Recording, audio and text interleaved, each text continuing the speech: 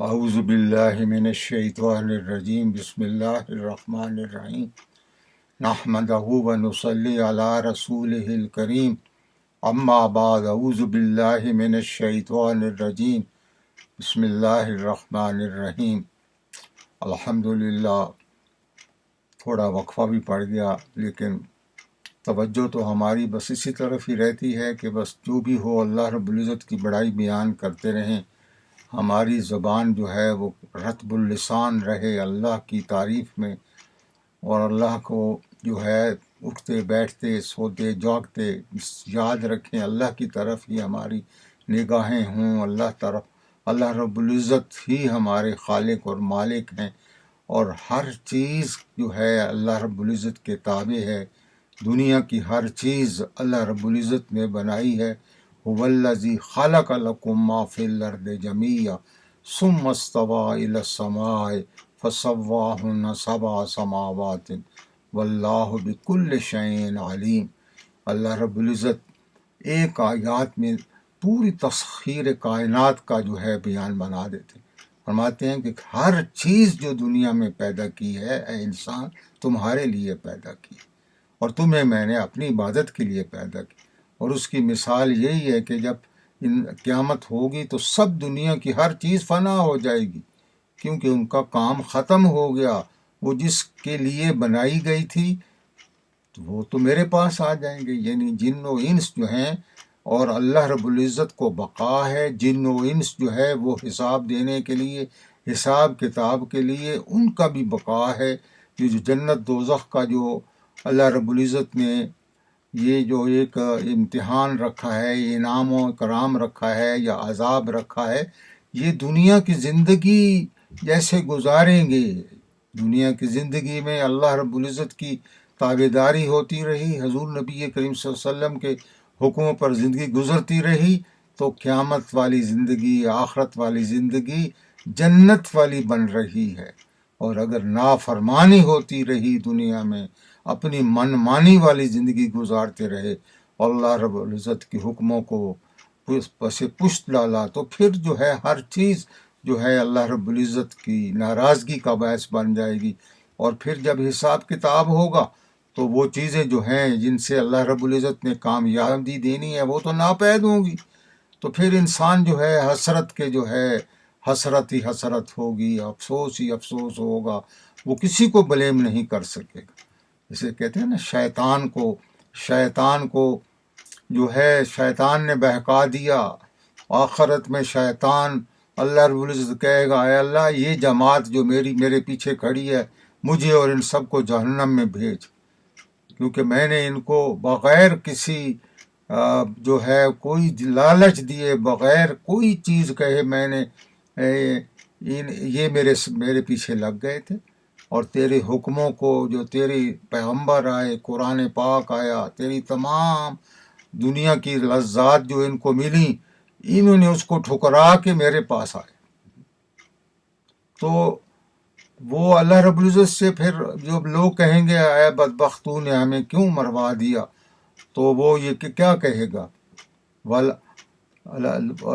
لومنی ولا تلومنی، تم اپنے آپ کو ملامت کرو، مجھے مت ملامت کرو، تم بن دیکھے ہی میری طرف غائب ہو گئے تھے، میری طرف ہی چل پڑے تھے۔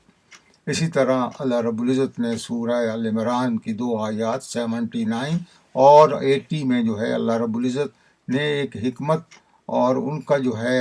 یہ بتا دیا ہے کہ کس طرح اللہ رب العزت ان لوگوں کو جو ہے ان لوگوں کو اللہ رب العزت نے تمام جو ہے 1,24,000 پیغمبر بھیجے، حضور نبی کریم صلی اللہ علیہ وسلم کو بھیجا، اور حضور نبی کریم صلی اللہ علیہ وسلم کی پوری تعلیمات، صحابہ کرام، یہ سب لوگ یہی کہتے رہے کہ اللہ سے ہوتا ہے، اللہ کے غیر سے نہیں ہوتا، اور اللہ کے بغیر کوئی طاقت دنیا کی اللہ کی مرضی کے بغیر کچھ نہیں کر سکتی۔ تو اس کے باوجود لوگ یہی سمجھتے رہے کہ یہ تو ایسی بات بنی ہوئی ہے، ہر چیز ہم کر سکتے ہیں، ہر چیز جو ہے ہمارے اسباب کر سکتے ہیں، جتنے اسباب بنائیں گے، جتنی دولت بنائیں گے، جتنے مکان جائیدادیں بنائیں گے، وہی ہماری کامیابی کا باعث ہوگی۔ تو سورہ آل عمران کی 2 آیات ہیں جس میں اللہ رب العزت یہی سمجھاتے ہیں، وہ ما کان لبشر، کسی انسان کے لیے یہ نہیں ہے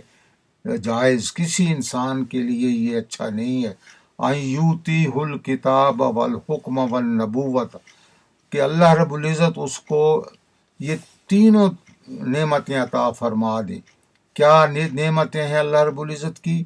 کہ اس کو کتاب عطا فرما دیں، حکمت عطا فرما دیں اور نبوت عطا فرما دیں۔ ان یؤتیہ اللہ الکتاب والحکم والنبوت ثم یقول للناس کونوا عبادا لی من دون اللہ، تم لوگ اللہ کو چھوڑ کر میری عبادت کرو، تم اللہ کو چھوڑ کر میری عبادت کرو، من دون اللہ، اللہ رب العزت کو چھوڑ کر، ولیکن کونوا ربانیین، حالانکہ کہنا تو اسے یہ چاہیے تھا کہ تم اللہ والے بن جاؤ، اللہ کو یاد کرو، بما کنتم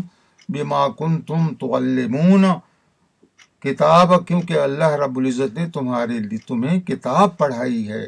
یہ قرآن پاک کا آنا اور اس سے پہلے جو پیغمبر آئے ان کے لیے جو اللہ رب العزت نے 2 کتابوں کا اہتمام کیا، تورات اور انجیل کا اہتمام کیا، تو یہ اللہ رب العزت فرما رہے ہیں کہ بما کنتم تعلمون الکتاب بما کنتم تدرسون، اور تمہیں پڑھایا ہے یہ سب کچھ۔ یہ جب حضور نبی کریم صلی اللہ علیہ وسلم کے پاس نجران کے عیسائی آئے اور انہوں نے آ کے بتایا کہ ہمیں جو ہے حضرت عیسیٰ علیہ الصلاۃ والسلام یہ کہہ کر گئے ہیں کہ تم مجھے میری عبادت کرنا، مجھے الہ مان لینا، اور میرے جو ہے سارا عبادات کا جو محور ہے مجھے سمجھنا۔ تو جب حضور نبی کریم صلی اللہ علیہ وسلم نے ان کو اللہ رب العزت کی تعلیمات بتائیں اور یہ قرآن پاک کی یہ آیات بتائیں کہ اللہ رب العزت تو یہ فرما رہے ہیں، ولا یامرون من اہل الکتاب ولا یامرون ان تتخذوا الملائکۃ والنبیون ایامرکم الکفر بعد اذ انتم مسلمون، کیا تم اللہ رب العزت کے بارے میں کفر کرتے ہو جبکہ اللہ کے بعد جو ہے اللہ رب العزت کے تعلیمات نے تمہیں یہ بتا دیا ہے کہ اللہ ہی کا جو علم ہے، اللہ رب العزت کا جو علم، ایامر الکفر بالایمان، تو تمہیں کیا